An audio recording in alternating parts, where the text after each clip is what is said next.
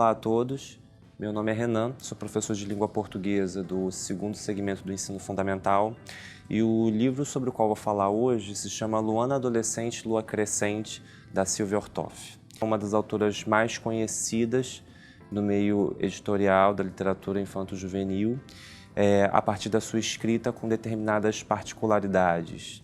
No caso de Luana Adolescente, Lua Crescente, a gente pode perceber ali uma série de traços que podem caracterizar a escrita da Sylvia Ortolfi em geral, como, por exemplo, a coloquialidade e a oralidade. Luana Adolescente, Lua Crescente é um livro que nos apresenta uma variação muito grande de termos gráficos, de uma fonte que se assemelha à letra de mão, destaques diferenciados, variações nas grafias das palavras e, claro, várias ilustrações, colagens, que de certa forma trazem para a gente o elemento intempestivo, o elemento espontâneo, o elemento afetivo, impulsivo da adolescência. A Sylvia Ortolfi ela consegue criar para a gente, para o seu leitor, esse universo, um tanto espontâneo.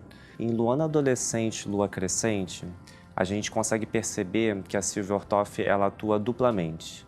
Não só como a criadora da parte verbal, da linguagem verbal dessa obra, mas também atuando junto como ilustradora. E esse papel duplo, ele consegue mostrar bem para a gente como a Sylvia ela consegue a proeza de criar uma linguagem bastante dinâmica e bastante espontânea, que se conecta muito ao universo do aluno do sexto e do sétimo anos. É interessante a gente perceber como essa dinamicidade, espontaneidade da linguagem, ela se irmana muitas vezes a uma forma de comunicação contemporânea muito próxima das redes sociais. Cabe, inclusive, a gente pensar qual seria a diferença, qual seria a semelhança entre essa linguagem que a gente percebe nessa novela, nessa pequena novela infanto-juvenil, e a linguagem que nós percebemos em mídias sociais como o Twitter e o Facebook, por exemplo. Temos aí dois exemplos, duas formas de linguagem que primam pela dinamicidade, pelo caráter afetivo, espontâneo e impulsivo que caracteriza frequentemente essa fase da vida que nós chamamos de adolescência. No manual que vocês vão receber junto do livro Luana Adolescente, Lua Crescente, a gente vai ter, de maneira bem pormenorizada, uma série de propostas que se destinam a esse momento da pré-leitura, da sensibilização que acontece antes mesmo da leitura. E aí a gente vai ver aqui alguns aspectos externos da obra, aspectos gráficos, as próprias ilustrações que a Sylvia fez e as diferentes texturas. Eu queria chamar a atenção para vocês para um aspecto que se encontra aqui na orelha do livro, que é uma explicação sobre as diferentes fases da Lua. E a gente pode perceber a partir daí, desse dado de pré-leitura, como essa questão, esse simbolismo da Lua, ele é muito importante para a gente entender a temática desse livro, que são as diferentes fases, os arroubos, a dificuldade de definir determinados valores, as diferentes expectativas dessa fase tão complicada que é a adolescência. O simbolismo da Lua, numa perspectiva assim, bastante até mesmo do senso comum, astrológica, fala muito do inconsciente, dos elementos que nós não controlamos, das nossas paixões, elementos muito próximos do irracional. E é interessante a gente perceber aqui como é que o simbolismo da Lua ele é muito importante para a gente entender essa novela infanto-juvenil que fala sobre a adolescência. Além disso, a gente vai ver também no manual algumas propostas que se colocam no momento da leitura em si, durante a leitura. E aí são algumas questões que versam sobre elementos do enredo, seus desdobramentos e consequências, que analisam determinadas etapas que são importantes, que são momentos de inflexão, de virada, de reviravolta do enredo.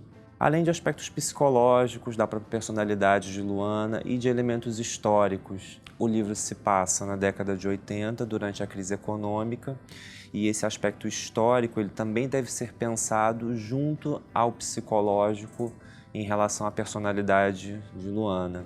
Além dessas propostas, que têm como objetivo analisar os elementos textuais e o decorrer da narrativa e suas estruturas, eu queria notar dois aspectos importantes que podem servir como um elemento como um fator para aumentar mesmo o interesse por essa obra por parte dos alunos do 6º e do 7º anos.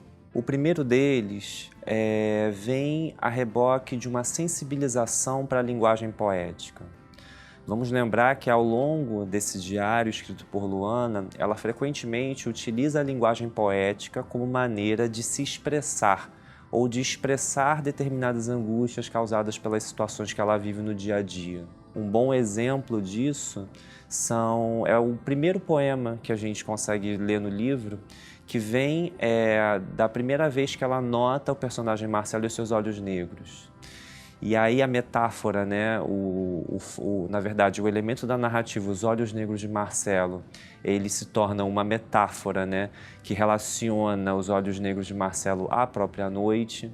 A gente tem também a possibilidade, a gente vai perceber, né, a possibilidade de uma antítese poética também, quando a gente vai ver no poema que os próprios olhos negros de Marcelo iluminam a personagem Luana.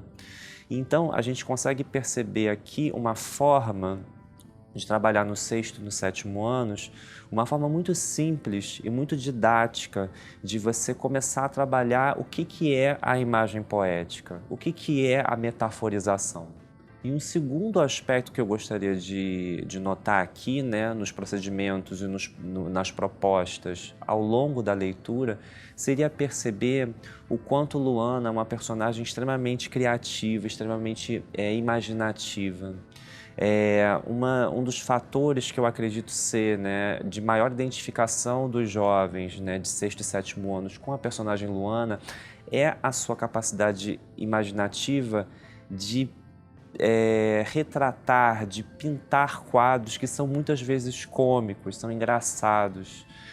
A personagem Luana, ela não é só uma adolescente angustiada, ela é uma adolescente muito engraçada e que cria várias cenas muito espontâneas e bem-humoradas. Sobre as sugestões de pós-leitura, eu queria fazer uma relação aqui entre um tópico mencionado pela BNCC e por uma sugestão de interdisciplinaridade. Queria relacionar esses dois elementos. O tópico da BNCC sobre o autoconhecimento e o autocuidado, ele é muito pertinente na narrativa, né, em Luana Adolescente e Lua Crescente, porque trata muito das relações do adolescente, da protagonista, né, com seus familiares, com a sociedade que a cerca, com a instituição escola.